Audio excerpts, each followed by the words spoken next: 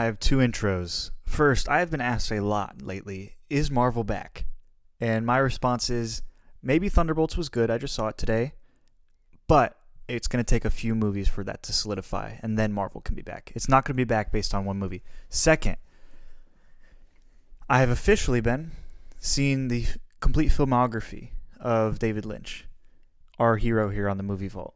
And boy, oh boy, it's a wide, vast, crazy filmography. And I'm not including Twin Peaks. I haven't seen The Return yet, and I haven't seen his unreleased pilot episode of, what's it, The Closet or something like that. Hotel Room.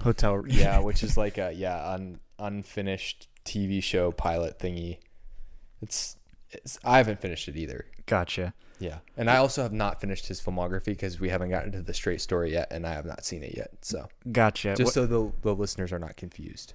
Well, I made a little song to the non-copyrighted Amazing Grace tune. If you would like to sing it with me, Ben. I would love to. This is an ode to David Lynch. Okay, it's gonna be. We'll see how the audio works out with this back. Okay. Wait for the intro to come. Okay.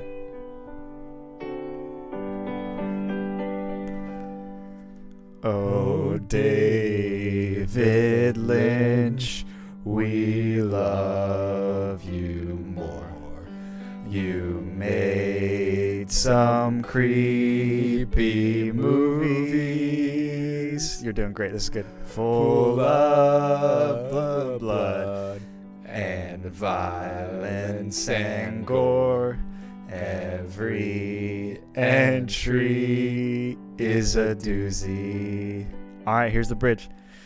'Twas dark in 1946. You're good. Jack Nance was only 3. Some references. Birth was an alien baby named Dave, born in the Black Lodge, set free. I messed up. There we go. Turn Cage, Watts, Nance, and McLaughlin fumble around in life. Hit that.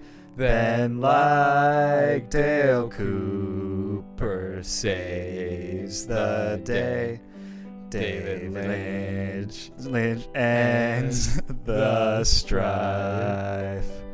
Thank you. That's our ode to David Lynch for this morning. And that's the first time that we've had a music performance since I sang that Oasis song that one time. Oh yeah, I forgot about that. And I think we're improving. This is sort of a callback to some Tim Dillon stuff. One of our great Podfluence. Yeah. I said Podfluence. One of our Podfluences. We're very influenced by Tim Dillon. We keep it a little cleaner maybe, but other than that, yeah. And ours is an ode to David Lynch, and it's true. Like Laura Dern, Nicolas Cage, Naomi Watts, Jack Nance, Kyle MacLachlan, they all owe him so much. You know, they do. He made a lot of people's careers, and it's interesting when people do. I mean, that's kind of how the industry works. Like in some ways, actors make directors' careers because people tie directors to being with certain actors. So it's like a lot of times it ends up being a symbiotic thing. Yeah. But it starts out with the director identifying the talent a lot of the time, or the casting director, or somebody who works closely with the director. And then when they have that talent, utilizing it in a unique way, like David Lynch going up to Laura Dern, who was his neighbor, and just like randomly making films with her, right? And then like all of a sudden having weird thoughts and then talking with Laura Dern about making this Inland Empire movie, which had like the conception was out of their relationship. Like it was almost like their baby. Yeah. You know? It was like they didn't even have to like be dating to have like a romantic relationship. Yeah. It's like, and the result was the film Inland Empire. Yeah. Like their thoughts were together intimately and conceived Inland Empire. I think that's David Lynch did better in relationships like that. Yeah. Than he did in his actual romantic relationship. How many failed marriages? Like 4 or 5. And Okay. that's maybe not even counting like dating like long-term dating relationships that also didn't work out. And like Dern and Watts, who have both had like technically nude scenes like that he's directed, are both very comfortable and still outspokenly big fans and love David. And he always a lot of times he ends up with people that he's like, or he casts people that he's dating or they are dating as a result of that. It's all art for him. Yeah. So it's just like everything, his whole life is just sort of like encapsulated. There's no boundary between ring and no ring. It's kind of like, you know, they ebb and flow in and out of the films and in life. And I don't know if David knows the difference. If he knew. He probably doesn't. Yeah. I mean, he loves Bob's Big Boy. And he loves hamburgers and he loves tuna sandwiches and, you know, he's just a great cigarettes and coffee. Yeah. Great all-American guy. And like we always say, nobody has anything bad to say about him. Otherwise, we would definitely bring it up. Only Roger Ebert and some other fans. But this that's film... not even based off of personal experiences. But this film that we are hitting today, the final one on the filmography for me to see is Lost Highway. Lost Highway, Lost Highway, Lost Highway, which is a 1997 film that runs a little bit over 2 hours. Obviously directed by David Lynch, written by him and Barry Gifford. Barry Gifford is one of the notable writers from before. And then also just produced by a couple of the same people, Mary Sweeney, Tom Sternberg, and Deepak Nair. And it stars Bill Pullman, Patricia Arquette, and Balthazar Getty, along with a couple others like Robert Blake or Natasha Wagner. Some people that we've seen before, but mostly just...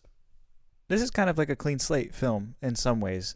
I would say the themes continue on later on in his filmography. But when it comes to the actors, it's kind of like the bridge, I think, between like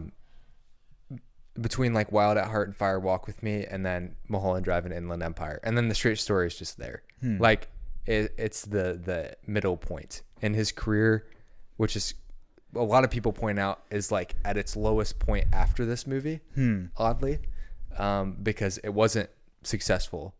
No, it only made about $3.4 million. But at the same time, like creatively, it's one of his more it's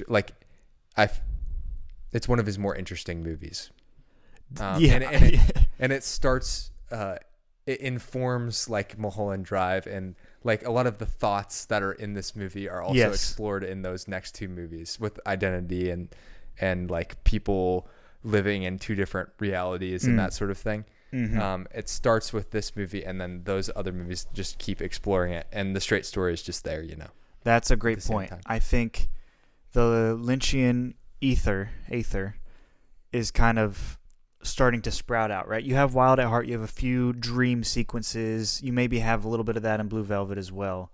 But this Lost Highway is kind of where he deep dives into this reality of roles and roles within roles, and then like whose live or persona are we watching, which really its culmination comes in Inland Empire, where you have layers of storytelling of the same story being told in different time periods with different characters, but really they're the same character, and it doesn't really make sense, but it's not supposed to. And Lost Highway is kind of like that first initial seed that sprouts into Mulholland Drive and Inland Empire with that Lynchian aether. And it makes sense that it wasn't super successful because it's very dark, and big content warning on this one too, as it's maybe not as upsetting as Fire Walk with Me, but it's certainly content wise is just as violent and graphic, and sexual, which is something that David Lynch has never been afraid of exploring. Now I lost the train. Now that I brought up the content warning, I lost where I was going. No, you're good. I was about to say, the thing about him is, we talked about this in the other episodes, is he kind of full force dives into that darkness and addresses it face on, kind of deals with more of the pain and trauma felt by the characters rather than, you know, solutions to any issues. Or like in an action movie, you'd have the guy who kidnaps a girl, hurts her, abuses her, and the hero comes and saves the day, but not in a David Lynch movie. In a David Lynch movie, sure, maybe the hero saves the day in about half the films, but sometimes they get away with it, and a lot of times there's just darkness and evil that a character has to deal with and face, whether it's within themselves or it's like someone else hurting them, and David's just kind of like exploring those feelings, you know? It's also his worlds are not quite as black and white as like this person's being taken advantage of. Like there's usually an element of like people are like opening themselves up to these worlds, and it doesn't mean that they should be blamed for everything that happens to them once they're in it. Like it's this sense of like, oh, I like bit off more than I could chew. Like I like started doing this thing, and then it like led me to something that was way more evil and dangerous than I had initially planned for. Yeah, like, but it makes the people not feel so helpless either. Like Patricia Arquette's character, her two different characters, and I mean, I guess we'll try to explain this movie. It's a little bit more linear than his other movies, but she is in some ways like abused in this movie, but she also is very intelligent and in some ways manipulating other people as well. Yes. So it's never a like this person is just helpless and stuck in this situation. It's always kind of like that's give and take, which point. Is closer to reality probably, right? Yes. Like when things come down to like power struggles, there starts to be this like, and David Lynch was obviously interested in this, and it's interesting that it happened in the time period that like Harvey Weinstein was at his highest like power. Like a lot of Miramax movies were really popular at this time, and I have no idea whether, but he has this very like undercurrent of showcasing like really powerful older guys who will use women sexually and give them opportunities, but it's like a very sleazy, like, you're giving more than you initially signed up for. Most of the time. It's really, really good point. I think it's like, it reminds me of Watts' character in Mulholland Drive, kind of this innocent, doesn't know what's going on, but is really like kind of peeping, like what's like kind of being a detective and like searching deeper, and continues with this girl. And then you have McLaughlin's character in Blue Velvet, like really like very innocent, but like goes into the situation willingly, right? So there's like this kind of perceived black and white innocence in many films that David Lynch does not take for granted. And I think he expresses like being lured into these things and kind of expressing that it could be anybody who falls into these traps. It could be anybody who falls into these dark situations. And yeah, it's almost like there's an invitation to this darkness often. And like there's a choice in every Lynch film to partake in this darkness or to reject it. And it never seems like the characters choose either. It seems like they kind of like have a decision in the middle, like it's a spectrum maybe. And Lynch is always trying to subvert maybe black and white thinking, which, you know, I think you and I tend to do black and white thinking. Maybe you're more nuanced than me because you always go, well, and you try to... Yeah, you could always go back and forth, but you're right. He's not... Ultimately, I think we both try to get to a conclusion, right? Yes. Like, which I think I would argue is probably... again, the language I'm using, I would argue probably it is the best way to go about life. You need to come to conclusions about things. Meaning is a conclusion. Yeah. But at the same time, you don't have to, you can zigzag sometimes to get to the conclusion. But sure. David Lynch just spends all his time zigzagging and then leaves the viewer to come to the conclusion. Yeah, but themselves. That's the thing. He's just using the medium in a different way. It's like, I don't know, building a tower out of toothpicks. Like the actual function of the toothpick is to clean your teeth, but if you make something cool out of it, that's fun too. Like David's using movies like that because normally we're told stories in a certain way, but he's telling stories through themes, through these feelings that the characters experience and we're supposed to see.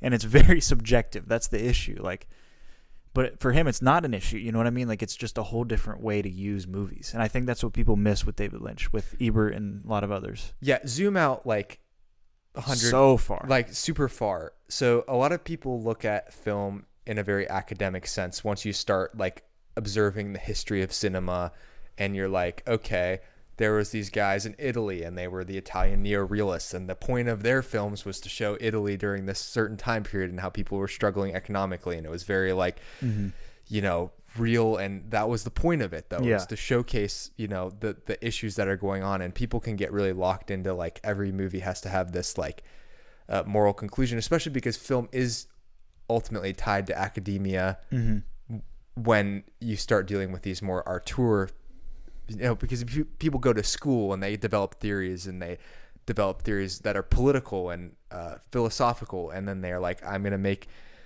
a movie that's going to be entertaining, but it's also going to be a piece of art. So I'm going to make a movie about capitalism. And that's how, movies like Triangle of Sadness get made. Like you said, movies about anti-capitalism, which are always funny because they make a lot of money, and the people are. But listen, there's nothing wrong with like the average moviegoer who watches The Equalizer 3, which made a lot of money, and it's like if that's what you like movies for, then that's awesome. If you're not looking for movies to be work, because this is kind of work a little bit. Yeah. If you're not looking for that, it's okay. If you're like completely zoned out. Yeah. It could be entertaining, but maybe like there would be other movies that would be better uses of your time. I mean, I have to assume if you're like inebriated and you watch this, this is not that I would ever do that. I'm just saying, like, I just have to assume. Or like on acid. Yeah. Or something like that. We say that so flippantly, but it's like, this is probably a good acid film. Yeah. Not that we don't advise people to use not at all. Acid at all. But it's just as fun. I don't know if it's just as fun. It's fun watching it without acid, which is my experience. We all, you can go back to we have a long history with acid going back to Good Time, and we know how dangerous it can be. That was in Good Time? Yeah. There's the whole acid trip story. Do you know the acid story with Curtis Yarvin on Tim Dillon's podcast? That was like the worst episode of Tim Dillon. Yeah, that was a terrible episode. That was like 3 summers ago. Oh man, I remember vividly running in North Carolina. I was on vacation listening to the acid and being like, when does this story happen? Like, that's crazy. I was on vacation too in Florida, and I was listening to it. That was like it was 3 hours long, and I was like, when is he going to start the acid story? And it was 2.5 hours in. It was the stupidest. And it wasn't even a good story. Curtis Yarvin was describing like the early internet. I'm like, get to the story. Anyway. You could tell it was Tim being like, this guy's so weird. I need to have him on my show. Yeah, listen to Tim Dillon's The Acid Story with Curtis Yarvin if you want more context. It's wild. That was peak Tim Dillon. Anyway, we promise we'll actually talk about this movie. So this movie stars Bill Pullman, who's coming off of Independence Day. Yes. And he hears a message. He's Fred Madison, a saxophonist. Yeah. And he hears a message over the intercom that says, Dick Laurent is dead. And then he gets this like creepy tape that is like that he puts in his TV, and it shows like him.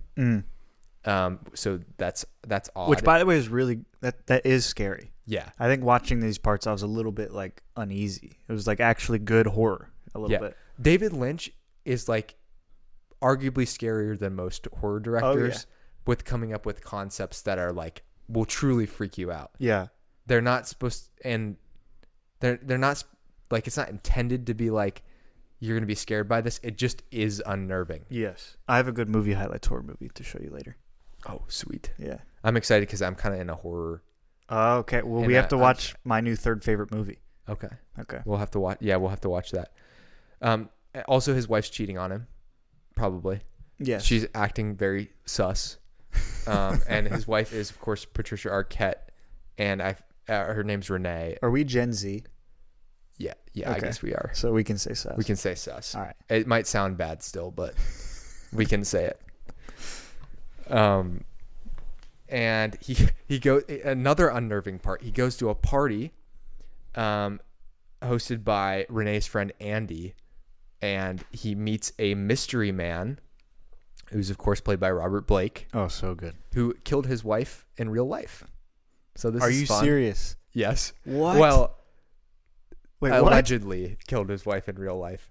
But are you serious? Yeah. Not that that's funny in any way, but that's crazy. Yeah, it's I listened to a couple of podcast episodes about this, and they all highlighted that as is interesting. This happened after the movie. Okay, that was my next question. Yeah, David Lynch did not hire him with the knowledge that he was going to murder his wife. Interesting. But the mystery man claims that they've met before, and then he hands, or a cell phone rings, and I don't want to mess this up. But the man says that he is at Fred's house currently. Yeah. He hands him a cell phone. He picks up the phone, and he answers the phone, but he's still standing right in front of him. But he doesn't speak. But and someone else does. But it's his voice. But and then of course the camera flips to him being at his house. But I mean, Fred doesn't know that. That is a super scary. And this guy looks wild. Like his eyebrows are gone. He looks like a wife killer. He looks so out of place in the movie, but it's so perfect. And this is what I talk about with Lynch being like the king of horror without even really having ever made like a true horror movie, is that he knows how to make something look just like odd and off-putting. Yes. And not like, this is kind of audacious, like Robert Blake's face in comparison to everyone else. But it's not so crazy that you'd be like, this guy wouldn't be at the party, but he looks like I think his face insane. Is all painted white. Yeah, he's very pale face. He doesn't have eyebrows. Yeah. His hair is like jet black and like slick back. And at this legally point, he was found not guilty, but he was held civilly responsible. So like he was charged with the murder, acquitted, and then he was liable for her wrongful death. Yeah, so I think he had to pay a lawsuit. So it's kind of like one of those situations where it's like, technically you can't say he for sure killed her, but he was held responsible to some degree. And it's interesting how our law works. Yeah, it is interesting. It like dissects responsibility into like, should you have been responsible and were you, and it like dissects those things. I don't know. Anyway, you can be one and not the other, but like morally you can't. Anyway. Right. It's the system that is judging things that are impossible to judge. Hey, if the glove fit, don't acquit. Which we're gonna get into the glove fitting here in a little bit. But then there's a new tape and it shows Fred over his wife's dismembered body, and then he ends up being arrested and sentenced to death row. And then on death row, there's just another freaky scene where he like physically turns into another guy, and then the prison guards are just like, well, this is not the same guy, so see ya. Yeah, you get to leave. And so this is what we're talking about with the two different people, but they're the same person, but they're represented by two different people. The first example of that is Pete Dayton and Fred Madison. So Balthazar Getty, who I don't really know what else he did in his career, but awesome name. So he plays Pete Dayton, the best mechanic in the the LA area, and he is in cahoots with this guy named Mr. Eddie, who is a certified sleazeball but is very wealthy. And certified sleazeball. Another that's funny. There's another scene that's wild where Pete drives with Mr. Eddie and he like this guy's tailgating him and he gets so mad and he like rips him out of the car and like almost kills him. It's like terrifying. This guy's like so scary. But he meets Mr. Eddie's mistress, Alice Wakefield, who, by the way, looks just like Renee, just with blonde hair, because it is Patricia Arquette. So this is like even more obvious that they're representing the same person because it is actually the same actress.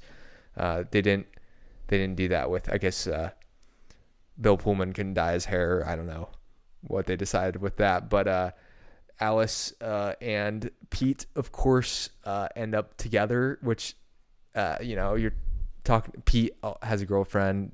He doesn't really care about her that much. It doesn't seem like. She finds out or suspects and then leaves him, right? Yeah, there's a lot of cheating going on. That's a classic Lynch staple as well. Nobody is faithful in a Lynch movie. Well, it's all like a spectrum of faithfulness. So why be clinically faithful?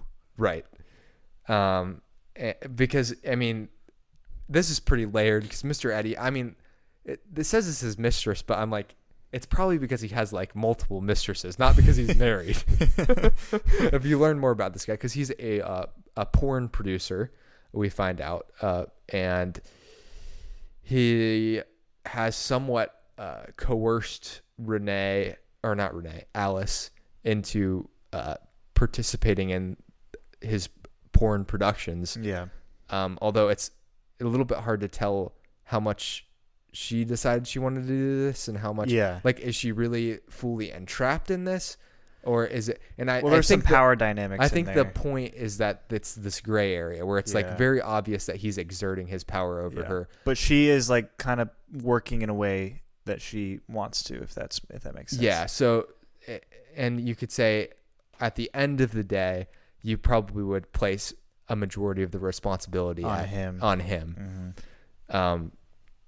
But for having the business, for just in general, because there's another very disturbing scene which I'm sure Roger Ebert hated, where she is sexually assaulted at gunpoint, and it shows that this relationship is very one-sided. Yeah, he's not the only one who hates it. Like, I hate it too. You know what I mean? Like, yeah, no, that's fine. I'm not saying it's bad to hate it. I'm just saying Roger Ebert would have seen that's scene, something he would focus on. Like, this whole movie is bad because of this. But, sure.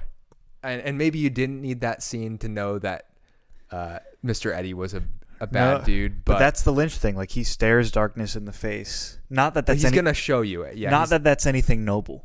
Right. But that's what he does. But it's what we can expect of him. Yeah. So they're trying to get away from Mr. Eddie, because they realize that this affair is kind of going to be a problem, because, Mr. Eddie, like I said, I'm sure he has multiple mistresses, but he's an old school guy. He doesn't mistry. That doesn't mean that the mistresses are allowed to have other mistry. Yeah. The mistry are allowed to have other misters involved. So, again, a very one-sided relationship, but they want to escape. So they drive out, and then there's this like epic car chase, and then we return to the mystery man, and then the last 20 minutes of the movie, I can't really tell you what happened. Okay, I just watched it right before this. So basically, the mystery man is in a cabin that was on fire, and then it was reversed on fire, so then it wasn't, right? Yeah. And then Bill Pullman's character there, he's turned back into Fred. He's no longer Pete. And Fred walks in the cabin, and the mystery man's filming him, kind of chases him out in the car. And then he escapes. Bill Pullman's character, Fred, escapes, goes and finds, I believe, Dick Laurent, right? Mr. Eddie. And who's also Dick Laurent. Yeah, they're the same guy, same actor. And he finds them in the Lost Highway motel, that's the name of the movie. And he kind of beats him up, puts him in his trunk, and then he gets beat up by him. Blah, blah, blah. The mystery man ends up killing him with the gun, Mr. Eddie / Dick Laurent. And it's like, okay, what's going on? Which side is the mystery man on? Like, is he helping Dick Laurent or is he not? You know what I mean? Like, I don't really know. The mystery man's he's a mystery. He's the wild card. Yeah, he like changed sides, I guess. He just decided, and or he's just like the voice of fate in the movie. Maybe, I don't know. Yeah, that could be one way to look at him. Yeah, like he pushes the momentum of the character in certain directions around whenever someone gets killed. Yes. He's always around when someone's about to die. He's just he's like the Joker, and Dark Knight is one of my movie highlights. He's the Joker without any more, like, the thing that people related to with the Joker is that while he was a really bad guy, he had like a moral thing that he stood for, whereas the mystery man, well, no, the Joker didn't. He was the rabid dog. Oh, you're right. He was the agent of chaos. Yeah, you might have been thinking of Batman? I was thinking No, he does. But that's his thing. He's standing for. Mystery Man's not standing for anything. He's just but there. I think Joker. His whole thing was he just wants to watch the world burn. At least Christopher Nolan's Joker. There are probably some other ones. An agent of chaos is what they call him. You're right. He didn't really have a moral philosophy. But anyway, that's why he was so dangerous, because he had no attachment. He was like Javier Bardem. Yeah, from No Country. Yeah. The No Country for Old Men. I say things fast, and I know you understand, but it doesn't mean other people listening understand. So in the movie No Country for Old Men, for Old Man, which is what 2001, which you can listen to in like is like episode 35. And I hated it, but I've come to appreciate it slightly more. When the police investigate this guy's Andy's death, then Alice is absent from that photo at that point, and it's kind of weird. Then Fred drives to the house and says Dick Laurent is dead, as if that was the original voice that he had heard, which I didn't notice that it was his voice at the beginning.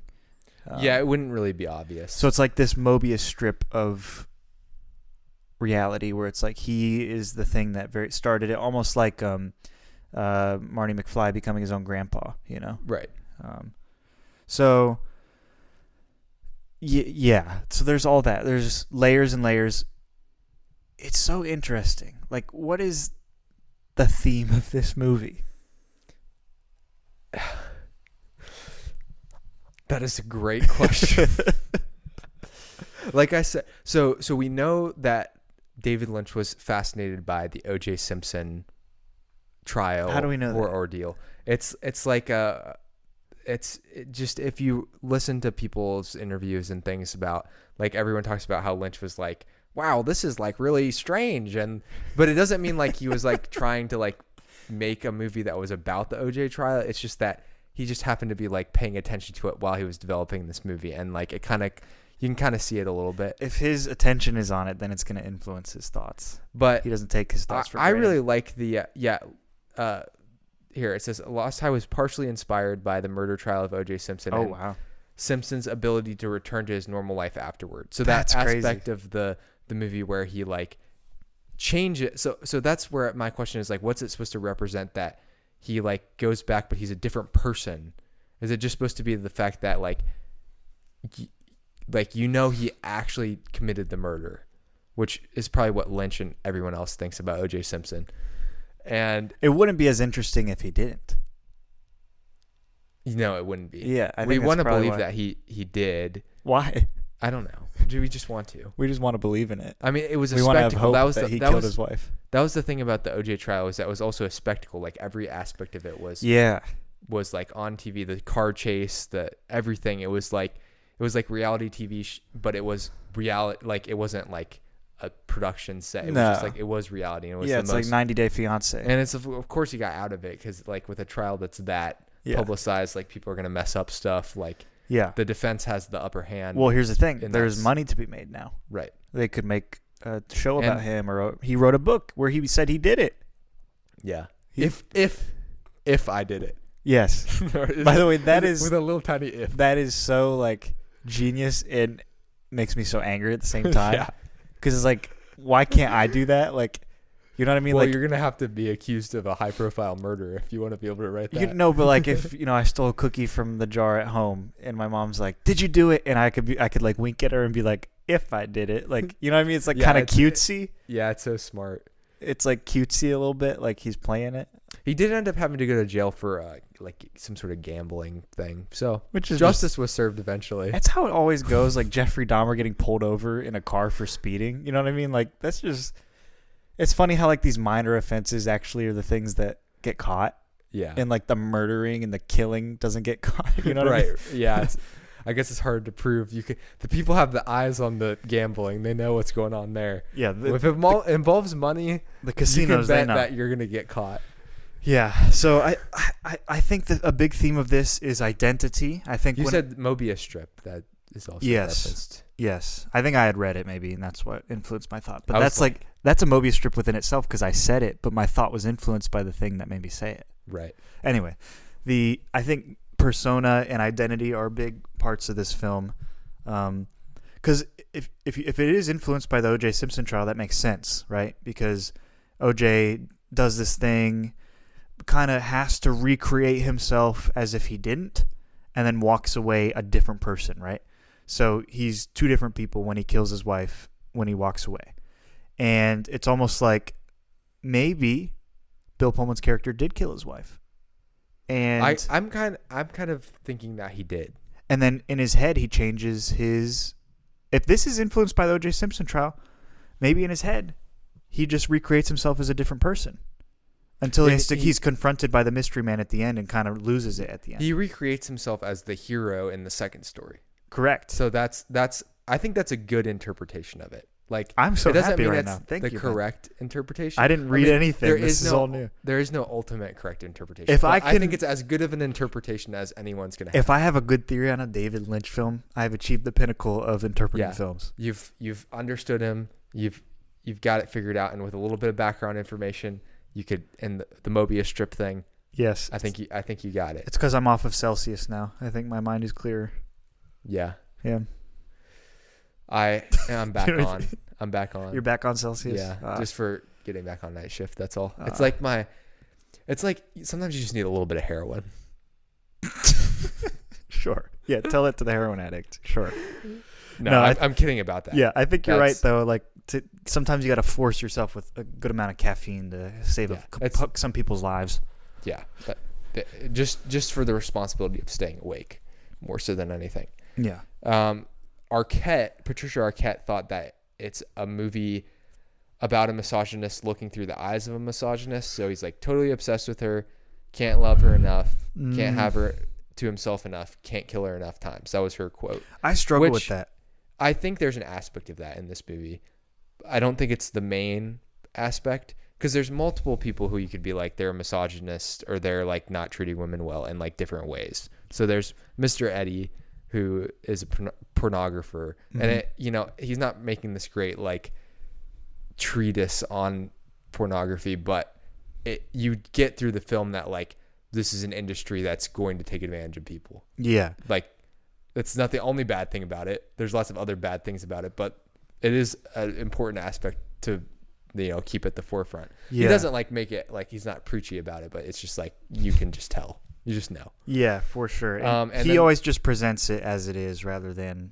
Which, yeah, he does a lot with sex work, actually, because with Twin Peaks and things like that. And his past, yeah. And that other Blue Velvet. Although that wasn't really... That was just like kidnapping. That was just... But it had to do with sexual violence, yeah. I mean, it's just like, yeah, it's all darkness, Right. Yeah. And then you could say, yeah, her husband was a misogynist, but I don't know whether it's necessarily misogyny, because it seemed like it was more like pride and anger. Misogyny could be an aspect of it, but for sure, it didn't seem cheating on him. It didn't seem like the focal point. But of course, it's not an ends justify the means. Like, just because your wife's cheating on you doesn't mean you're allowed to kill her. This is why that theory doesn't resonate with me. And listen, she was an actress in this movie. It's funny, she doesn't even know what the movie she was in was about, but which I don't none of really them do. Blame. That's on just any what of it the is. Characters, they're probably like, this is the best. I don't blame her, but she knows more than us. But I will say, if it's about misogyny, then David Lynch is kind of making a stance in some way or form or fashion. And I always know Lynch to have those be his sub-themes, but not his main theme, right? You could extrapolate, this is wrong from all of David Lynch's films, right? He never presents you getting rewards from doing sexual violence. But he does say but he's not presenting it as like the thing that needs to be defeated in the film. So he's not like preachy, but like when you're watching one of his films, the main theme is always like a very interesting thought. It's never like a moral thing. It's always just an interesting thought. So like, what if this happened? He's presenting things that you should already know are wrong. So it makes sense that it's not the focal point, because it's like if you're making a movie and it's the whole crux is sexual violence is bad, most people are going to be like, why didn't you already know that before the movie? Like, yes. It has to be something else to like. Yes. It just seems like Patricia Arquette's theory is more of a sub thing that you could extrapolate from it, just like all of his films. But it was probably based somewhat on her experience playing the character that she played. Yeah. So, which makes sense. She was very central focus was her part. And, but I think all of his films are always like a simple idea that's just weird. Something that he felt like. What was Blue Velvet based off of? Like some image or little scene he saw when he was younger? It was two things. One was when he and his brother saw a naked woman outside of his house, and the other one was, what if I could look into the women's restroom while they're changing? Yeah, I mean that. So that one was a little odd. Yeah, but then it's a thought. But like the sub theme you could get from that is, all this is evil. It exists. Like, we should stop it. And also there's that. That thought is more so, what if my curiosity gets ahead of my moral compass, or like what like the to me that sounded like he was curious about something, but it's one thing to be like, to have the thought and then be like, I can now think of all of the reasons why that's would be a bad thing. Blue Velvet would be a good cautionary tale for that. Which, Kyle MacLachlan's character kind of displays that well, where it seems like it doesn't seem like his intent is bad, but then he ends up doing things that you're like, oh, that's not good. Yeah, and it's curiosity driven. Right. Yes. It's his lack of ability to like restrain to the point where he himself. hits a woman. Right. Yeah. Yeah. And then of note, Slavoj Žižek commented on this movie. I love to now I don't know whether the Slavoj Žižek is actually like a smart guy or just talks weird. And Who's Slavoj Žižek? He is a well-known Marxist philosopher. Okay. From Slovenia. And like I said, I don't know whether he actually is like good at. He just has a very. If you watch him in interviews, you'll see. How'd you hear about him? I just. He's one of those names that you just see and videos pop up of him commenting on various different Ben's things. YouTube algorithm is unlike any other. Yeah. You don't watch Slavoj Žižek? Ben, have you seen all the playlists? Also, once you know the name, you just won't forget it. Yeah, it's a cool name. Slavoj Žižek. But he thought that the film was about kind of like the circularity was about like the psychoanalytic process, which also sounds too technical to be a David Lynch thing. Yeah, no. So a lot of this I feel like is people didn't understand Lynch until after Mulholland Drive. I think that's when people actually put in the time to like look at everything that he did and be like, oh.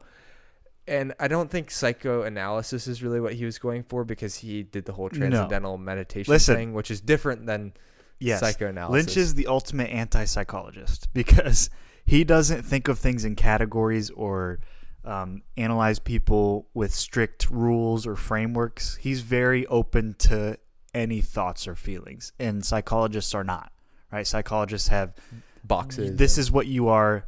These are the symptoms. 5 out of 10, cross that threshold, then this is what you have. You know what I mean? Right. David is not like that. Which, again, this goes back to my initial point. Sorry if it took me a long time to get there, but the film criticism is academic, and you get these people like Slavoj Žižek who can only like interpret things through the lens of their, all the literature that they've read and the theories that they've developed, and they've become like, this is a guy who's considered to be a philosopher now. There's not too many of these people these days. So when there is someone, you're like, oh, this guy actually, like, he made it work. Like he's like I'm not saying he is as well thought as Socrates, but like his name is tossed around in the vernacular. He's not thought of that by me. But then when you actually read, you're like, he's criticizing this piece of art that he doesn't truly understand because he hasn't spent the time understanding film and understanding where Lynch is coming from, which is not an academic standpoint. He comes from an art background, like painting, like expressionism. That's where Lynch comes from.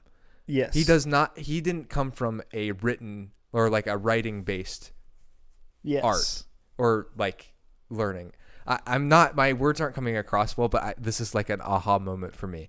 Okay. So Lynch's background is art school, and like I said, painting and sculptures and things like that. And then he goes to film. Mm-hmm. He didn't go write 100 essays and then go to film school and then become a director. Yeah. That would be two different avenues that would inform your style in different ways. Yes. If you're a writer first, or you're like, doesn't mean you would necessarily write the films, but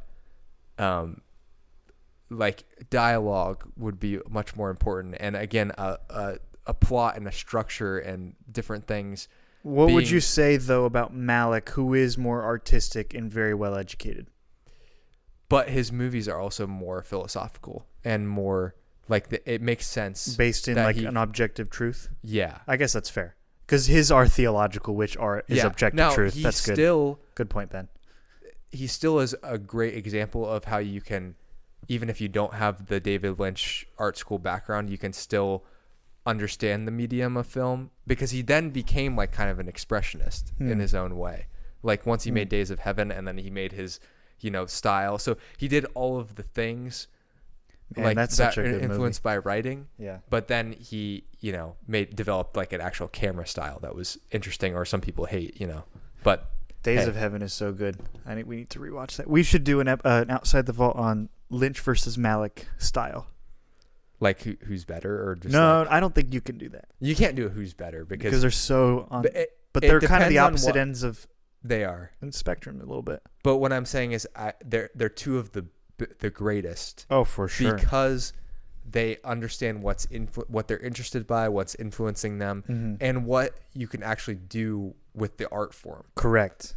They're not trying to take writing and force it into the camera lens. You know, that's what I feel like people forget who are like critics, and all of their education comes from writing and reading. That's different. It's different. It's like completely different. It's a different sense that God made, right? Yeah. You know, sight and it's touch. not bad. It's good that the people exist, but you just have to remember that it's just like things. Music is different too. Yeah, but the cool thing about movies, I guess, though, is you can still have those really snappy dialogue-driven movies that maybe the camera takes like you notice the dialogue more than you notice how cool the camera work is. The camera work kind of just but you're not in. writing proofs with conclusions. That's not what a film is, right? It's not philosophy. But I will say this. I think a big critique of Lynch that I have read is just because you are pushing the boundaries of what a film can be doesn't make it good.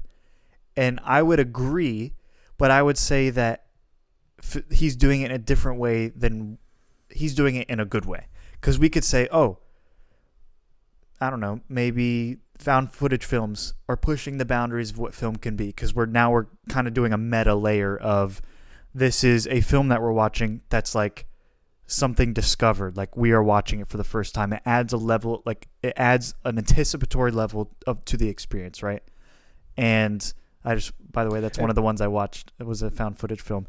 But like Lynch does it in a way, he does push the boundaries of film, but it's so different and it's good because it focuses on themes. And at the end of the day, life is themes. Thoughts are themes. Neurological synapses are themes. You know what I mean? So it's like, if you're dealing with that, then there is possibility to make a good film based on synapses. I don't know. That didn't go as well as I thought, but in my head, it makes sense. Well, I hope that the different ways that we're saying this will somewhat come across to you as the listener, because if you listen to this whole series, I think you'll see Zach and I reach these moments, and that's why I've enjoyed doing the series like this too, because you go film by film and you just understand a little bit more about the person or the group of people that make the movies and what makes them like beyond just the film isolated in itself, but in it like a greater, you know, cohesive group of movies and pieces of art. And it makes, I don't know, it just makes it special that you get to like watch these little baby directors grow up. Yeah, even though he was 78 when he died or whatever. Yeah. Now, I will say, one of the reasons I really love David Lynch is because this sounds so stupid. Because like David Lynch is not a director I recommend to others, but I have learned so much. Not just about like, I think since we watched Eraserhead, that was like 3 or 4 years ago. Yeah. It was early Movie Vault, maybe in the 60s of the episodes. Since then, I have been thinking about David Lynch, and slowly, and that's ramped up recently, obviously, and trying to express the way that I feel when I watch or experience something. And the Movie Vault in general has actually helped me improve my expressibility, my ability to use words to make concrete what is in my head. And that is something that I was not born with. That's actually something I was born deficient of, to be honest. And I think the Movie Vault has helped with that. But I think David Lynch, by far, is the director where I've had to work the hardest to create words, to put into cement what I'm feeling and thinking about a certain concept or film. And it really has like probably in some ways helped my ability in that way. Movie Vault overall has done that, which I'm very grateful for. I think I just noticed that like recently. I was trying to think of, I have a gratitude list right now, Ben, and I was writing down things I'm thankful for, and I was thinking like my ability to communicate. Like I think that's something that has improved over time, because if you listen to older episodes, I probably am a little bit more clunky. Both of us probably are very clunky. But Ben, you're more naturally inclined to be able to express through words. You're really good at that. You're a good writer. You're good with music, and I think you understand concepts and package them well and express them. But I think I'm still getting there, and I think the Movie Vault has helped. And David Lynch has been like expert level of trying to express my thoughts on a film. I think, and he forces you to feel first. So I wonder if that's part of why, because you're it's like, not the order I'm used to. You're like, oh, you're this onslaught of like feelings, and I need to be intellectually stimulated, or I need to have an opinion or a belief or conviction about something before feeling it. Usually, like they say, like, oh, this is good. Okay, I believe that. I'm convicted by it, and then I feel something about it. But if I'm trying to like search my feelings and express that and draw conclusions from that, that's so different. So I'm glad you see, even just now, you just expressed it in a way that I learned something. And I'm not stupid. I'll just add that. No, you're not stupid. I didn't say that you thought I was. I just think like, I don't think anybody. I understand what I'm feeling. Zach, I don't think that's your problem. Yeah. But I understand that. Yeah. Like even I would say like making these YouTube videos has forced me to be like, okay, I can see art, I can understand it, but when you communicate it, you're like, how can I talk about it in an interesting way where I'm not just like rehashing things. And I don't know whether I'm doing a great job at it or not, but it forces you to grow in your ability to talk, even if you're a natural person who I think somewhat. For me, it's that some people just can't stop talking, and you have a constant litany of words to pull from to fill empty space. Let's ask Emma if that's true. So that it can sometimes be a bad thing, but sometimes it's a good thing too. At least we always know what you're thinking. You'll talk to somebody, and I have this problem where I'll start using words and they just look at you funny because they're like, because I don't know, if you read a lot and then you start pulling these random vocabulary words that not everyone uses, and they're like, why did you have to like say it like that? It would be nice if it were, not that I don't enjoy just being in this world with you, but like it would be nice if there were like a plethora of people who would understand, noir, neo, whatever, Italian neo-realism, etc. But it's kind of fun. Sorry. I have a fun time saying those things though, because I get a little bit of like ironic. No, this is what happens. They'll be like, yeah. Oh, what? They roll their eyes first, and then they go, oh, what's that? And you're like, oh, let me tell you about it. You didn't want to know about this, but you're gonna know. But yeah, I've had that. This is what you'll do. You'll be like, oh yeah, that was French New Wave. You'll pause. You expect them to ask the question. They'll be like, what is French New Wave? Yeah. And again, since I'm so passionate about it now, I'm like, I'll go watch, Breathless just for fun and be like, how is anybody not going to enjoy this? But then somebody's like, well, it's in French. I have to read subtitles and it's black and white. So I'm not going to enjoy it just based on those things. We should do Breathless. We talked about it too much in our, when we talked about it's 8.5. In reality, I haven't actually watched that many French New Wave movies. So I am definitely stretching the limit of using it without actually knowing a whole lot about French genre. That one's more related to Le Samurai, right? Yeah, well, Breathless is like for sure. Gerard. Le Samurai was like right after the French New Wave, so maybe still considered French New Wave, but like French New Wave, I don't think is like, it didn't last super long. What director we watched a movie by a director that directed Breathless? No, I don't think we did, because it's Godard, and I don't think we've. Did we not? We haven't done any Godard. Because Le Samurai was Jean-Pierre Melville. Yeah. Okay. Maybe we referenced him a lot. We have talked a lot about Godard because I think he passed at some point during. Is Jean-Luc Godard, right? Jean-Luc Godard. Yeah. It sounds like a Star Trek name. It's also just like because Picard. Like it's fun to say the cool names, like what's the one we just said? Good film directors have Slavoj Žižek. Yeah, I just love saying a good name, So that's sometimes it too. It's sometimes just fun to insert things because, you can get some sort of ironic humor out of like overcomplicating conversation. At least I think you can. Well, it does add it's not that it's for nothing. It adds nuance to a conversation and kind of develops thoughts in a more complicated way. Because films are complicated thoughts at the end of the day. And I don't know, being able to express that with large words is annoying for most. But the only way that you can learn all those words and terms without being bored of it and thinking of it as a dull task is if you understand that the nuance is important in some ways. Yeah, and you could be mad about people using like big words, but at the same time, like you're not actually going to watch a video or read an article that's just like, this movie was really cool because the editing, it's used like really bland terminology because it's not engaging. Like you could have come up with those things. So you're not going to read or listen to something or watch something that is not like, it's just telling you what you already know. That's a good point. Yeah. You want to kind of stretch your boundaries. Anyway, back to Lost Highway, and I'm very much enjoying this conversation, but we'll continue it on while we're talking about the soundtrack of this movie. So good. Which was great. So good. Of course, Angelo Badalamenti did a lot of the music, accompanied by Barry Adamson, who was a member of the post-punk band Magazine. That's awesome. No way, really? I'm trying to think whether I have listened to a Magazine album. There were 2 songs by Reznor and 9 Inch Nails. I'm sure I have. Interesting.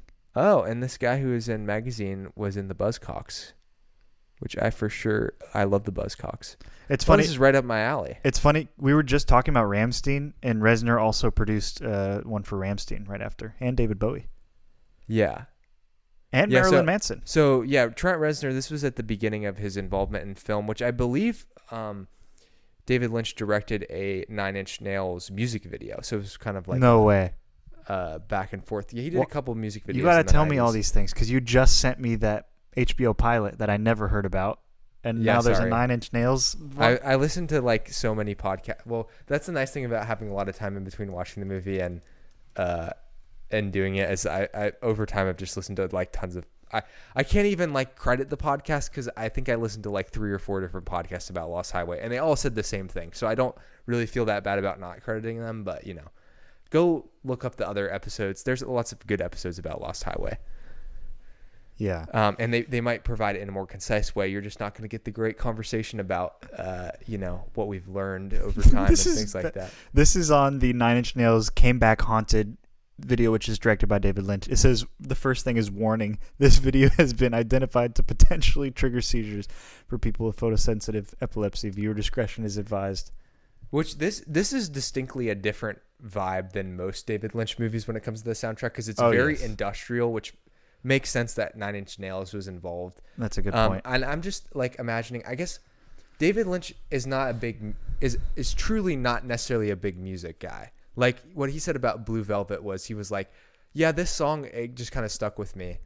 It wasn't like he like goes and seeks out all this music, No, it's not like Jim Jarmusch. And I don't know which one came first, whether Trent Reznor worked with him or he worked with but I kind of wonder whether he had collaborated with Reznor and then was like, oh, why don't we like incorporate some of your style of music into this film because it kind of fits. Because if you haven't listened to 9 Inch Nails, they're incredibly dark and percussive, and they're I forget. I was trying to remember what the big album they had in the early 90s was. They were a somewhat controversial band too, because of their, again, dark themes. There's of course, Pretty Hate Machine in 1989, and then the one I'm thinking of is The Downward Spiral, which was made in 1994. It's their most successful album, I think. It's the one I've listened to for sure. And let's see which songs. Not that anyone really cares about this. Yeah, Closer, Ruiner. It's a super dark album. The subject matter is grimy and maybe a little bit uncomfortable, which really fits well with what David Lynch is attempting to do. Also, bands from Cleveland, Ohio, so repping the states. I would have expected sort of like the 21 Pilots of Cleveland. For Cleveland, compared to Columbus, sure, Cleveland could be darker, and it is. I would have expected that grungy, industrial, more in Eraserhead. Yeah, but I just think that he was too ahead of where music was at that point. Like, I'm serious. Like, there wasn't popular music. I mean, he made his own songs for that because there was no like 9 Inch Nails to pull from. Was that 77? Yeah. Okay, that makes sense.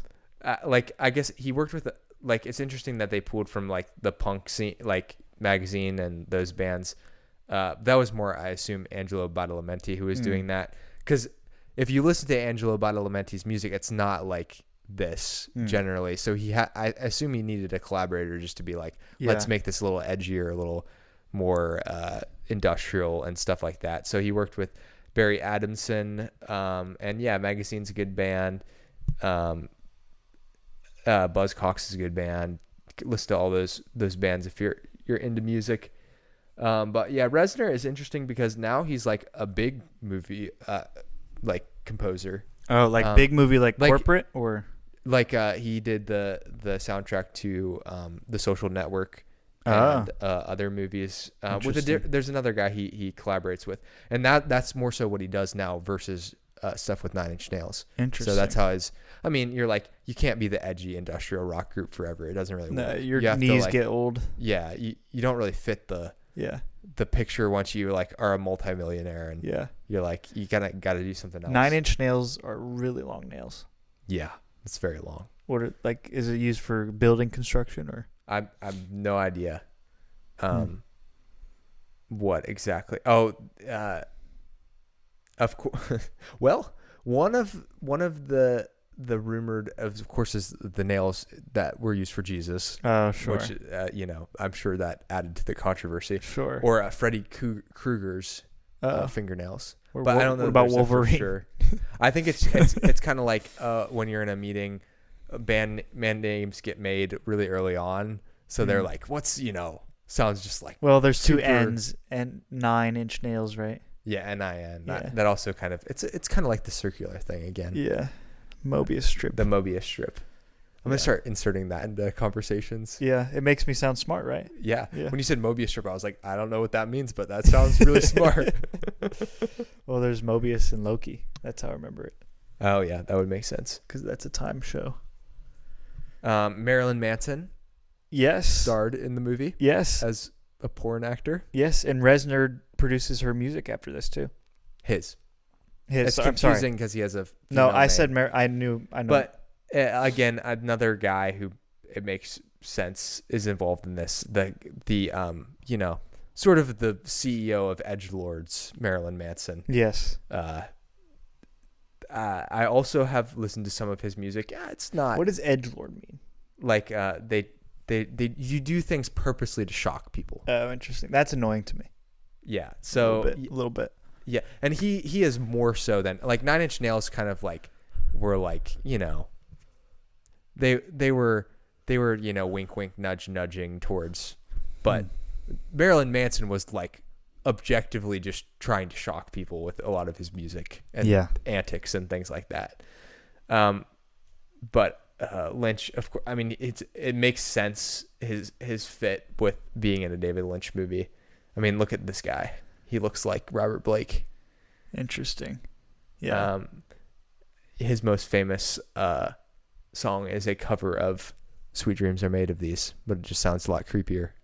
Sweet dream, like that. Yeah, it's like "Sweet Dreams." It's been a while since I've listened to any Marilyn Manson stuff. Interesting. Yeah, I just don't get everybody's life choices. No, that one's an odd one. Yeah.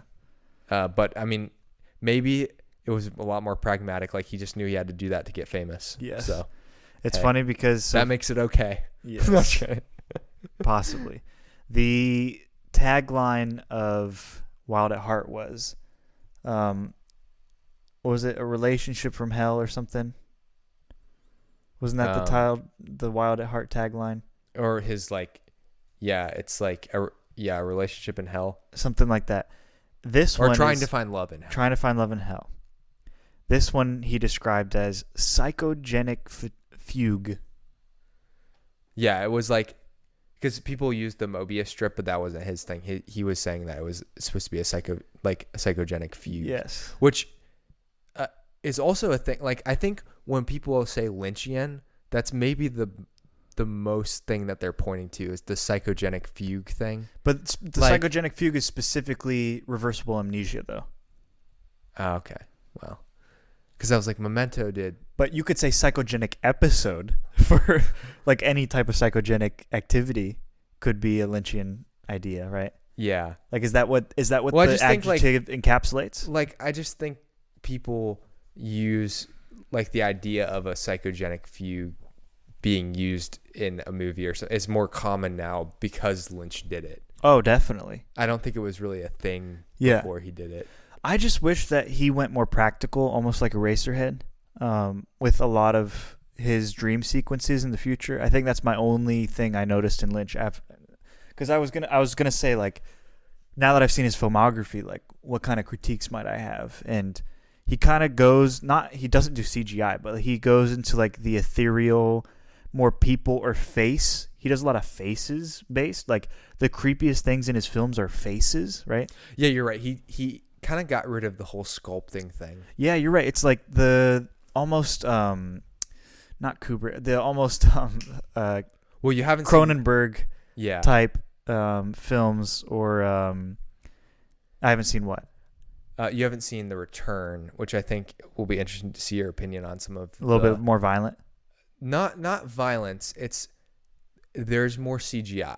Really? Interesting. Yeah, so I think you'll find that interesting. Well, we watched the first episode together, and there was CGI in that one. Yeah, that's what I'm saying. It's a lot more of that. So we'll see what you think after The Return. Huh. I'm sure there was the fact that it's a television show that's basically an 18. I mean, I'm so thankful that Showtime even did The Return, because the way it's basically an 18-hour movie. I mean, I can't explain it to you, but I can't wait to talk about The Return.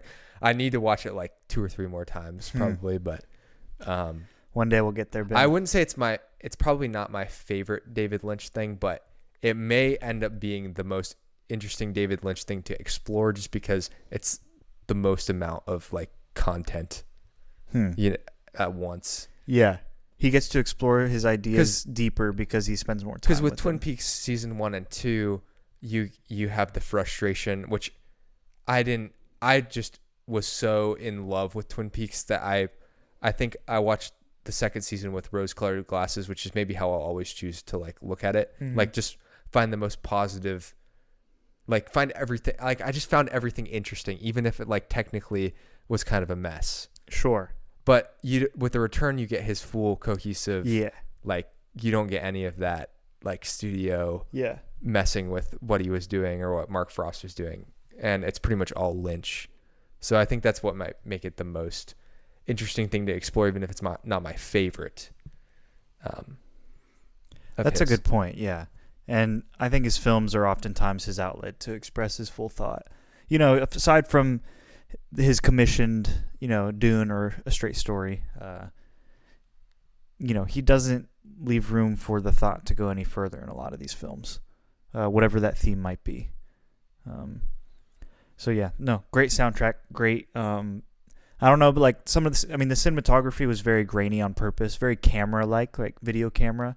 There's a lot of those shots, a lot of shaky camera moments, kind of like in and out, panning in, panning out, a lot of blurring in and out. Yep, true. So I think it's all to kind of facilitate that dream-esque psychogenic sequence. So it's like not supposed to be Days of Heaven. Yeah. The best movie we've seen for that. And people call this his LA trilogy. What? I saw, actually, one person on YouTube called it, or it was like exploring David Lynch's LA trilogy. And I was like, you're right. What's his LA trilogy? Lost Highway, Mulholland Drive, Inland Empire. Okay. They're all set in LA, which this one's not as obviously set in LA. Like, it is set in LA. Yeah. But it's not like, they don't make a big deal about the fact that it's like, if you know which I've never been to LA, so like, I might be like, this could be in Nevada, or this could be it's obviously out west, but it was in LA because the house is in the Hollywood Hills, and it makes sense when you think about it. But the other two movies, I think, Inland Empire is named after an area near LA. Yeah, but it covers more than just California, right? The Inland Empire is multi-state, isn't it? I think it's mainly just California. Okay, maybe I'm wrong. It's a very large area of like east of LA. Yeah, but which is interesting because coming from his, more. I mean, he had more rural roots, right? Yeah, and this is again, I think, going back to the themes, the sort of casting couch Harvey Weinstein themes. Lynch's relationship with LA was is also interesting when you like start to hear people talk about like his interviews and everyone. He lived in LA for a long time and he loved it. But like I said, Lynch, like I've said in the past, I don't know that I said it on this episode, he has always been more of an outsider to Hollywood. And so it seemed like his last couple films started to become like about like very meta about Hollywood and the experience of being in Hollywood. This movie, not as much.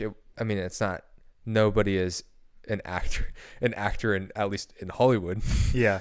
Or, but it's translatable to the themes of the next two movies, which are about people who are very much, it starts to be, he goes the Fellini route where now he's making movies about movies. Yes.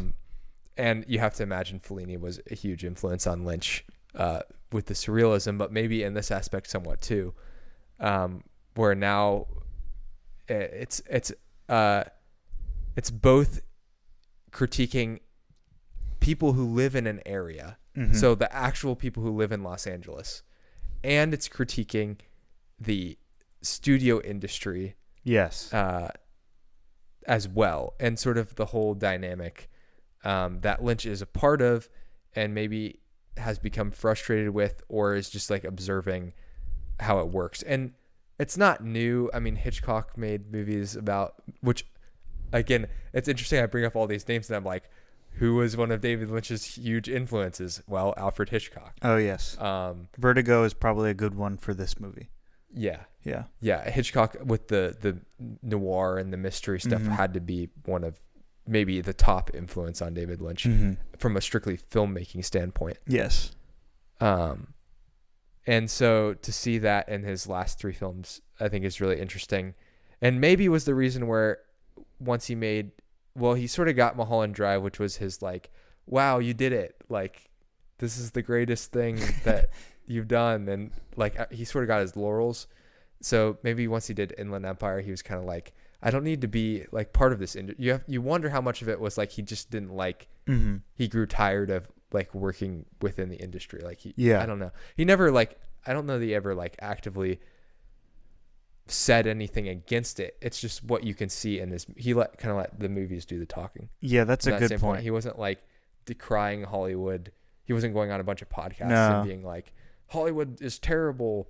No. He did have the cow thing where he. Where he wanted Laura Dern to get an Oscar, or an Academy Award. He had a good point there because that was an impressive performance. Yeah, I mean, we saw the creases of her face for 3 hours straight. The close-up shots, so many of them. I mean, I would ask you to find a better performance than Laura Dern in Inland Empire. No, I don't think there is one. And it's like such a unique performance. It's not supposed to be like. Yeah. Yeah. It's so special. Like, I'm so glad he had that. Fellini had I can't remember the guy's name. Fellini had his guy. Everyone has their person. And for Lynch, it was Laura Dern. So that's cool. And Kyle MacLachlan. Yeah. He had two. He didn't just have one, And then in the background, Jack Nance. Yeah. Because Jack Nance was in this movie as Phil. Yeah. Who was probably one of the sidekicks of someone. Cast is, of course, as always, fascinating. Robert Loggia as Mr. Eddie. Old Hollywood guy. I heard they maybe he was somewhat harder to work with. But Lynch always gets everyone under control. Richard Pryor was in this movie near the end of his life, actually. And then my guy from Boiler Room, Giovanni Ribisi, no way, was in this movie as Steve V. And Gary Busey was Pete Dayton's dad. I think this is post motorcycle accident, Gary Busey. So off the rails. So yeah, I mean, he never fails to assemble the most interesting cast of characters to be in his movies. Yeah. I was thinking of I had this like idea. I didn't know how to word it, but like, which director has the best casts? But it's weird because, some people are super memorable, but they're only in one movie the director made. So it's really hard to like nail down what that means. Wes Anderson? Yeah, well, that's what I'm talking about. Like with directors like Wes Anderson, David Lynch, Scorsese, like they tend to like pool the same people. Yeah. And then they have like a rotating like a certain number of. But I think Wes Anderson has the most range in his casting abilities. Yeah, he's one that definitely immediately comes to mind. The best of the best will go to him. Best. Terrence Malick could have had that, but he chose not to. Terrence Malick's weird. I keep bringing him up because that's just what it is. Yeah, he has his own. He could have had everybody in Hollywood, but he chose not to. David Lynch really probably does it based on his relationships with them and how well they go. But that's what I'm saying. That's why it's cool. Yeah, I think that's much more intentional. Or same like the Coen brothers. They're also really good casters. And they're really good casters. They probably cast parts better for people. But if you're talking about like range of well thought through, like what really good actors, Wes Anderson has just so many. I mean, that's kind of his trademark too at this point, because he can get all these actors to come do stuff with him. It's like Wes Anderson trailer comes out. Like ScarJo's leading this, like, of course, Yeah. And it's like all of his casts are like ensemble casts too. So that helps because you can get more people. It's kind of like Wes Anderson and his club of performers. Mm-hmm. Like I've heard it described because there's so many, nobody's making a lot of money. Yeah. Not Christopher Nolan. No. He's everything I'm annoyed with Hollywood and how they cast. Like my thoughts on Nolan, which we've never really done. Maybe, we got too many series to do, but one day maybe we'll do a little Nolan series because I really want I want an opportunity to flesh out what I really think about him because I go back and forth. Yeah. We've only done Interstellar of his in Tenet. Yeah. We haven't done Inception. We haven't done Inception, which I have a lot of thoughts. We did Oppenheimer. Well, we did Memento. We've really done a lot of Nolan stuff. Okay, so we've done 4. Yeah, we've done like 4 Nolan movies. And no, we haven't done. I was gonna say we did Dark Knight, but I don't think we haven't done The Prestige. We haven't done The Prestige because you look at Nolan and you're like, wow, he has made a lot of really good movies, and they stick with you. But there's like things that just bug you about him. I think, but I don't know that it's necessarily like always valid. It's just because his brain is just more technical. Sure. Or just it's more structured. But that's what he wants his medium to be. I know. David Lynch and that's the thing. You can't fault him for doing that. Mm-hmm. And I think that comes across in the casting too. A lot of his casting is like very these people are popular, so we're going to use them. This is what I think he's making a shift in his career. I think Oppenheimer was a big turning point away from that style, where we got some really solid acting with Cillian Murphy. And obviously Robert Downey Jr. getting Best Supporting Actor. Whether deserved or not. And now he's moving into the Odyssey with Tom Holland, right? So like if he's going to do and Matt Damon, Homer's Odyssey, which is a very story-driven movie, cannot be technical by nature.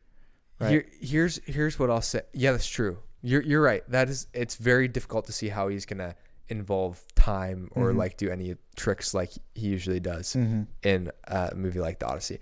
But the thing I really do appreciate about Christopher Nolan is he is the last like tentpole director who can make a movie, a biopic, and turn it into like the biggest sensation. That is a rare. I do want to hand him that, and that he was able to take something like Batman. Okay, some people. It's interesting because he hit superhero movies before they were really cool. And now it's kind of like coming back around where it's like nobody wants to do superhero movies anymore because like it feels like they've been overdone, overcooked. Maybe they're back now, but we'll find out. He was somebody who showed directors you can take a seemingly difficult medium and like you can do things and turn it into something that's actually like people will respect as much as any other movie, even if they're not comic book geeks. Elevated the level. It was no longer like X-Men fighting each other, and before that like you had Blade. It was a little bit more goofy. Then they kind of got more serious in the early 2000s. Then late 2000s, early 2010s when Nolan's trilogy come out. It's like, oh, these movies can be super serious, really get grounded, like have good character development, even beyond what the X-Men gave us, right? Right. And then obviously Marvel started to grow at that same time. Right. 2008 was a big year for movies. Yeah, it's superhero movies. Yeah, 2008 was huge, and like really 2008 through Endgame was like it will be considered like the golden age. Oh yeah, you really can't. Like what else? Like I don't think it'll ever get. I don't think you should ever expect it to get back to that because that was just a special time period. Yeah. There's no and it's okay that they're continuing to make them. Like they will. So you can't complain about the fact that they're going to keep making them. Mm-hmm. But I guess you might just have to assess, which I'm sure you're doing. I'm doing it by ignoring everything, and I'm sure I've kept up with everything. You've kept up with it, and you're like relearning how you're going to appreciate these with the knowledge that they may never like hit at the same emotional level that they got to with that very special time period. Yeah, but they could still like do cool things and be interesting in their own right. I have a problem with nostalgia being like the driving force of the narrative. I don't have a problem with nostalgia necessarily, right? Right. Stranger Things brings about a nostalgia for the 80s that I never lived through. You know what I mean? Exactly. Like, so like I have nothing against nostalgia. I think it's a powerful But they tool. also gave it some room to breathe, right? Like yes. The 80s it's been a while since the 80s happened. Yes. So yes. Now, I think Marvel's about to do nostalgia for the Infinity Saga, which was 6 years ago now. Endgame came out in 2019 April, so it's been a week and 6 years since Endgame came out, which is crazy to me, by the way. Feels like a lot of things have changed in 6 years. COVID happened. That was before COVID. That's true. So there has been quite a bit of time, so they can do nostalgia. They're going to do a lot of nostalgia for X-Men. I don't know if you saw the Doomsday cast. No, like I said, I've kept up with nothing. Okay. Well, you might have shown me X-Men and Avengers. Yeah, you showed me that actually. So there's going to be a lot of. I'm just afraid it's going to be all cameos and no substance. Now, I will say Thunderbolts had some great substance, so we'll see if they can.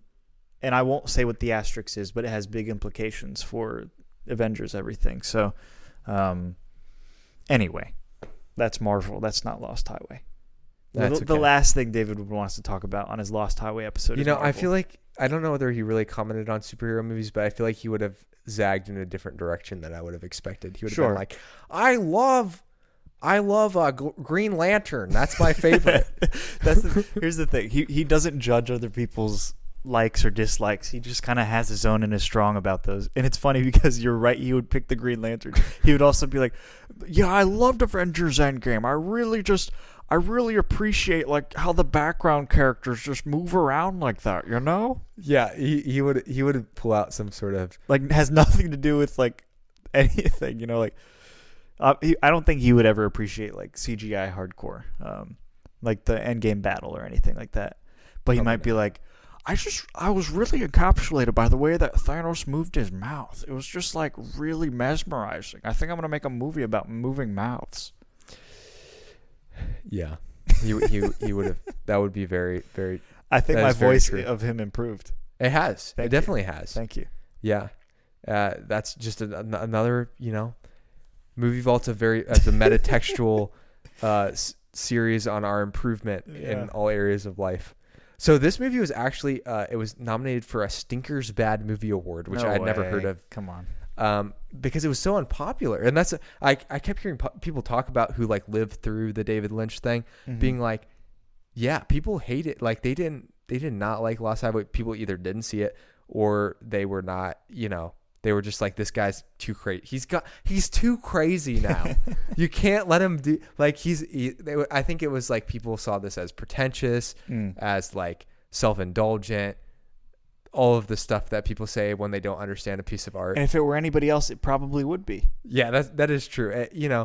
There are pieces of art that come from like, I don't know, filmmaking. Like I mentioned Triangle of Sadness. That's a movie I would be like, it was kind of self-indulgent. I didn't like it won, awards. I think it won the Palme d'Or. I was like, really? Like, I don't know. Just, like, in my opinion, it felt a little self-indulgent. But this movie, I think people just did not like.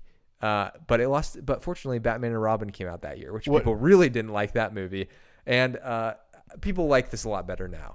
Do you think Lost Highway has gotten a renaissance because people understand David Lynch and they can appreciate this movie now? Do you think there will be his most popular? But that's a good. Yeah, I think you're right. Do you think there will be a shift in Hollywood, maybe 2 decades from now, where anti-capitalist movies are such the norm that the new breakout becomes pro-capitalist movies? Where like Triangle of Sadness becomes like too culturally relevant and like mainstream, to where like now the breakthrough in the movie movement is like not anarchist but like conformity. And you know what I mean? It would be fun to see someone nail a because, like, let's be honest, like, conservatives have no. I mean, I guess they also don't really go for economic movies usually. Like, they don't go for movies that are about, like, this is a movie that's a metaphor for what economic policies should be put in place. You know, that's not really that's kind of what they miss, actually, is sort of the whole metaphor thing.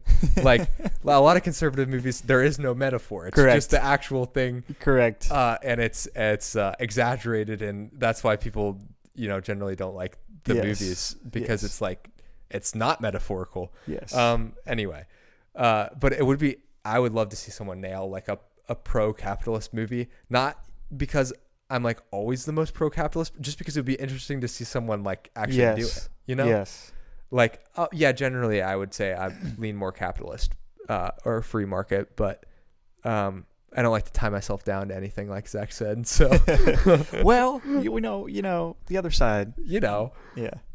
But I do get annoyed by anti-capitalist movies because there's too many. Yeah. And they sometimes come across as thinking they're a lot more intelligent than they actually because are. Here's the thing. You get into a movie, it gets a little bit deeper. You're like, oh, this is good. Oh, the themes are starting to show. And then the end of the movie, you realize the deepest theme in the film was all just pointing towards anti-capitalism. Right. And it's just like, come on, again. Yeah, and sometimes like I said, with the fact that these movies are being produced by an industry that benefits a lot from capitalism. Yeah. So the irony is not lost on me when, you know, I'm watching the successful movie that's decrying the very thing that is making it successful. I'm just like, okay. Tell me what you think David Lynch his view on the market. Well, you know, I wake up in the morning and I make my tuna sandwich. And all the money I have, I invested in cobalt, because I figured it would do, you know, it's a pretty safe investment, and in real estate, of course, my house here in California. I don't believe in money necessarily. I just kind of go around and ask people for things. And when I'm on, for example, when I'm on set and I'm really hungry, sometimes I'll just go and I'll take someone's food, and then I say like, "Oh yes, sorry, I ate your food," but then they're like, "Oh, it's okay, you're my boss." And yeah, so yeah, and I think that's absolutely correct about the money thing. Like I've said, you don't do this business to make money, and all of my time is spent begging producers to make my crazy films. And I sort of don't even think, like, if I get a paycheck at the end, that's just kind of the cherry on top. You know? I think, like, if I had to, like, think about what we could do to, like, you know, move some type of economy, then I'd probably go back to the barter system. Just this idea of, like, yeah, you make me cookies, I'll bake you some bread. And, you know, it's just between me and you, and it's okay, you know? We don't need any, you know, extra things than that. We don't need other people involved. And I think if you just have bread and cookies and follow that, then you'll have bread and cookies for life. That's David Lynch that is David, on the market. I would have loved to see him make a movie about capitalism, but alas. Now that I can do his voice slightly, I just want to keep doing it forever. Yeah, it's addictive. Yeah, it's kind of a problem. It's kind of a personality one day that I'm gonna show up to work and I'm just gonna talk. Like I need to put this IV in you. Is that all right? All of a sudden, everything goes a lot smoother. I don't know what I don't know. You could go. David Lynch would be the worst nurse ever. That is true. He would be a horrible nurse. He would not be good at it. Do you want some more heparin? Let's just bump it up a little bit. What the heck? Yeah. I just want to see, like, I'm just curious what more heparin would do to you. Let's see if you form any less blood clots. Oh, man. So this movie inspired a video game, Silent Hill 2, and it was adapted into an opera by an Austrian composer. So I would love to see the Lost Highway opera. That would probably be a trippy experience. Interesting. I have no idea how that would go. Do you have any final thoughts on Lost Highway? I feel very grateful to have finally finished the filmography of one of our director heroes here on the Movie Vault. And I like Bill Pullman. I'm surprised he's not like...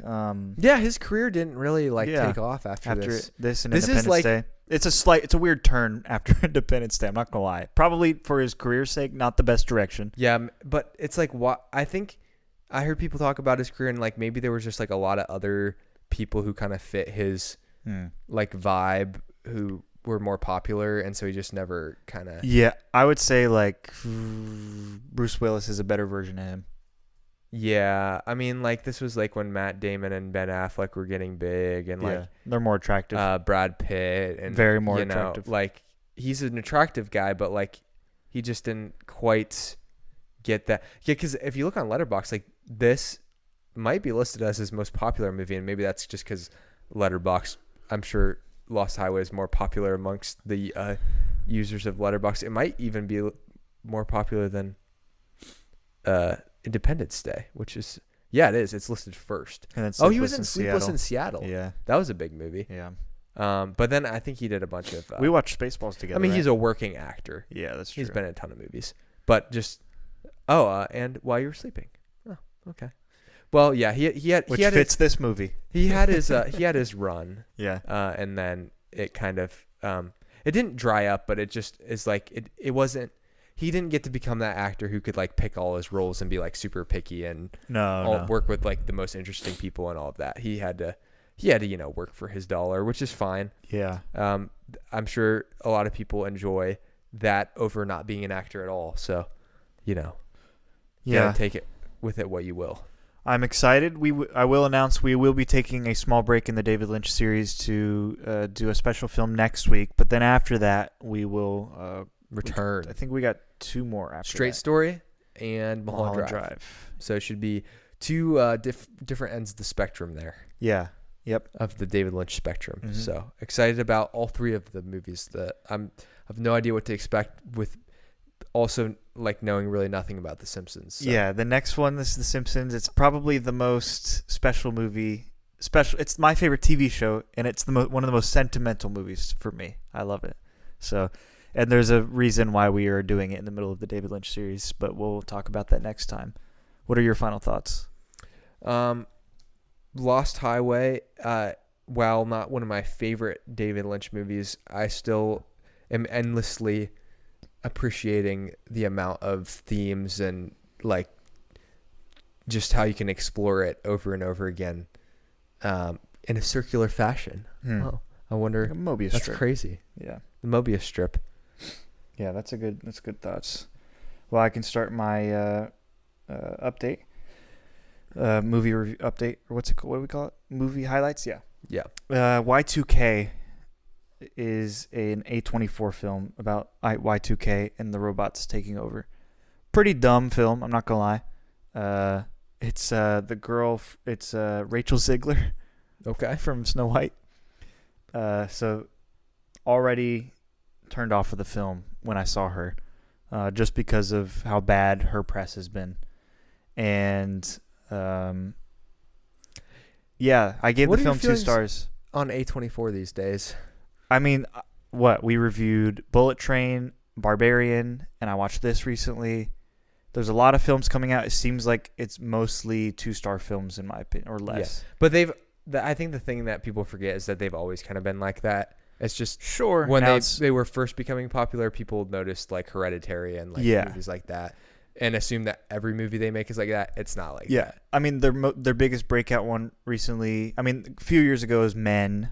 Last year it was Civil War. Yeah, Civil War. The Civil War was fine. I'm sure they'll have some decent movies this year. It's just, I mean, they produce a lot. Yeah, so. Yeah. It's kind of like Marvel when you do a lot, you kind of spread yourself a little thin.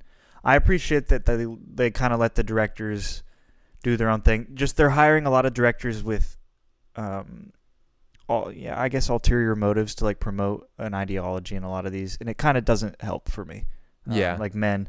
So I watched a Minecraft movie for the 3rd time. Nothing to say. Stranger Than Fiction I watched. Will Ferrell. Super interesting concept. I watched it with Micah. He introduced me.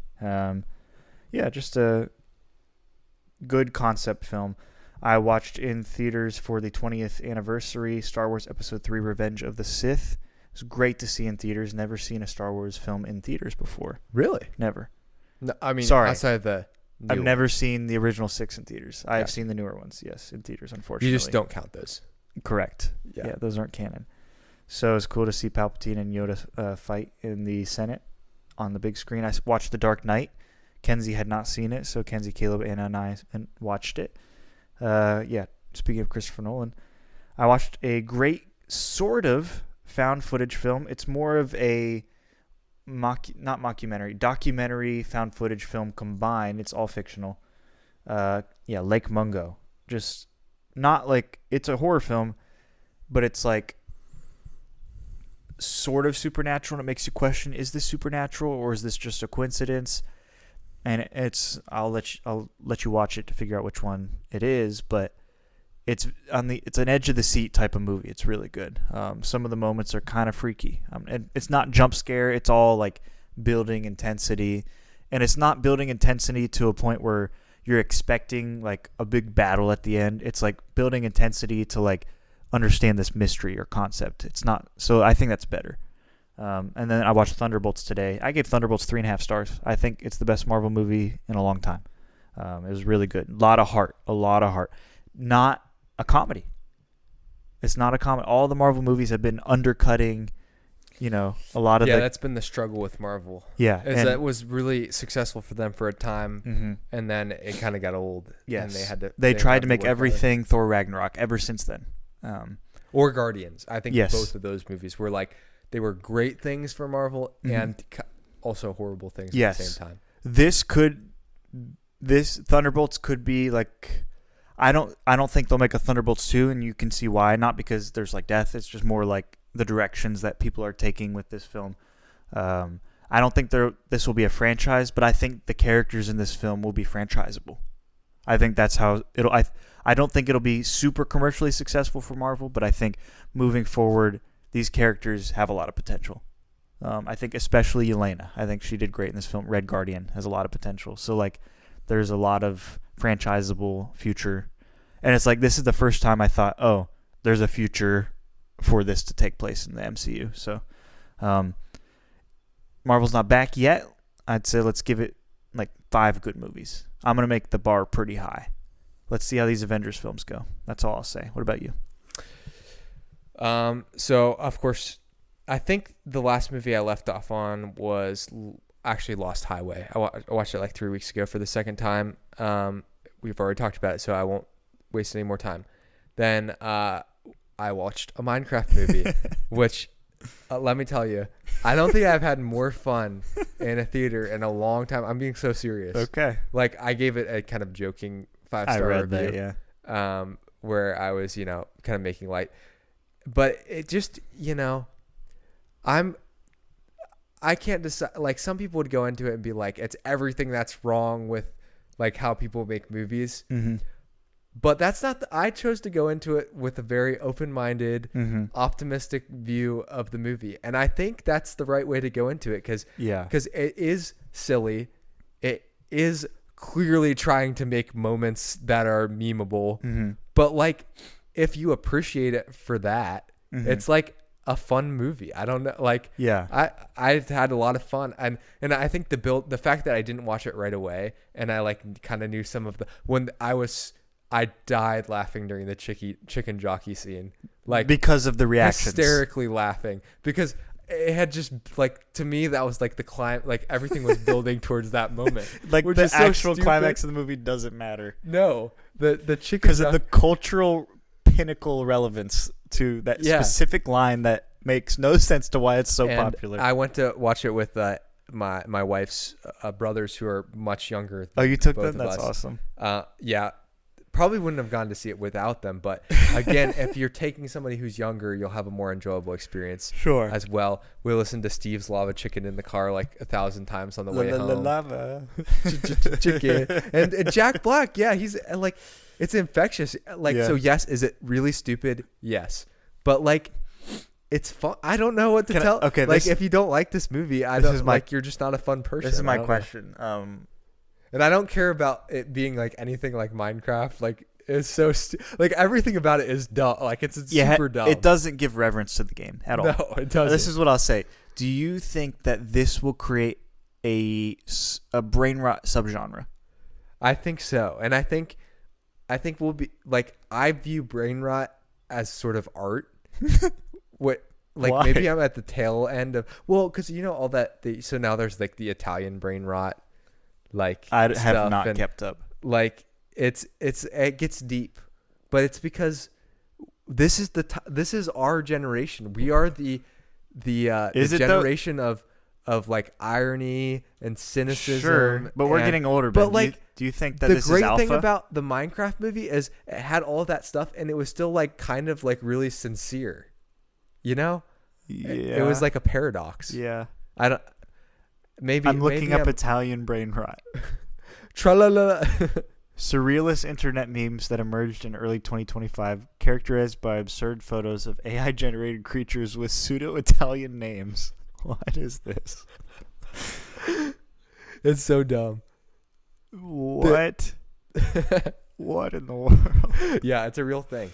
So because of anyway, I'm probably going on too long about Minecraft movie, but yeah, I need to play you the videos. They're hilarious. Anyway, I watched Older Every Day, which was a random movie review. If you live outside of the United States, you're allowed to watch it. If you're not, we're going through a copyright strike process right now. So hold off on your excitement, but it's a little 4-minute video. And generally, I thought it was pretty good. So basically a student film. Would never have watched it without the random movie generator, but I'm glad I watched it. I watched La Strada, a Fellini movie. Speaking of Italians. I'm sorry. I'm looking at more Italian brain rot. Oh, which one? This one. It's even funnier when you watch the videos. This one's an airplane with a crocodile with the head. It's Bombardiro Crocodillo. Bombardiro Crocodillo. Yeah. It's hilarious. How is that Italian? It's not. It's so stupid. So yeah, this was an elephant cactus with sandals. It's Laliri. What is this? What?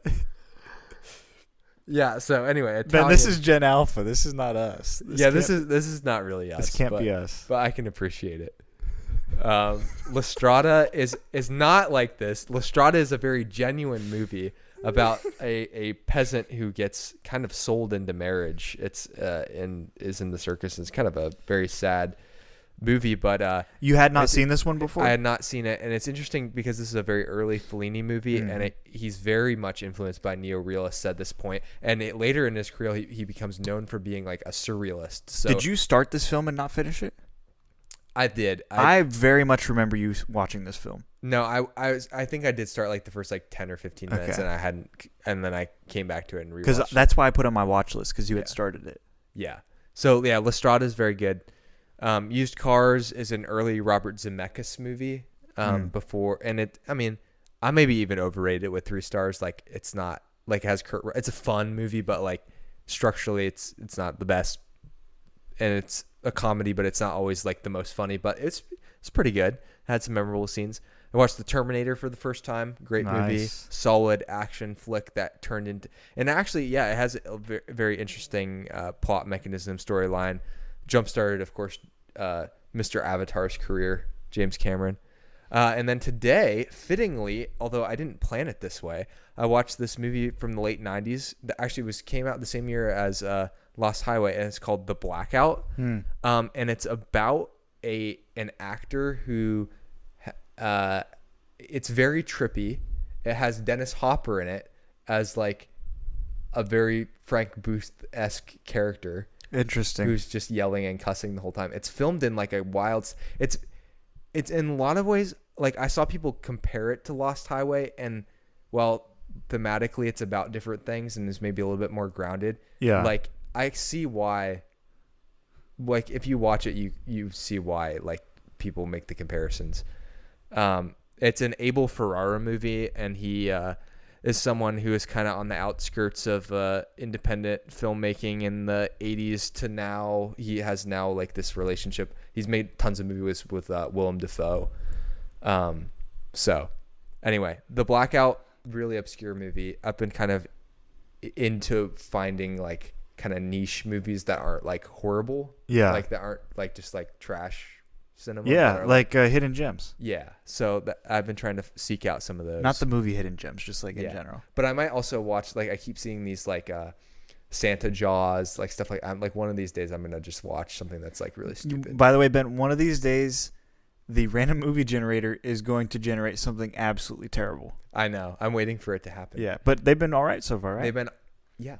Limbic Region was not great, but I could at least appreciate certain aspects. Yeah, yeah. Now, how are you doing on your Defoe watch through? We've kind of stalled out on that. I need to watch. I think I'm on Last Temptation of Christ. Okay, so I need to watch that. All right, but that's a big one. Heavy watch. It's a big entry. I think we could be looking at a year or two before the Defoe video comes out. But he's got so many. Hopefully that gives plenty of time for me to shore up my skills before I dive into something that serious. You know. Yeah. This one is Giraffa Celestra. It's a space giraffe that's a watermelon. Well, thank you everyone for hanging out with us for an hour and 45 minutes. Oh my gosh, really? Yeah. But good conversation was had. Yeah, this one's a zucchini squirrel with human feet. A lot of these have human feet. I'm a little concerned. All right. I'm going to have tongue. Sugar close the vault for us. Tongue.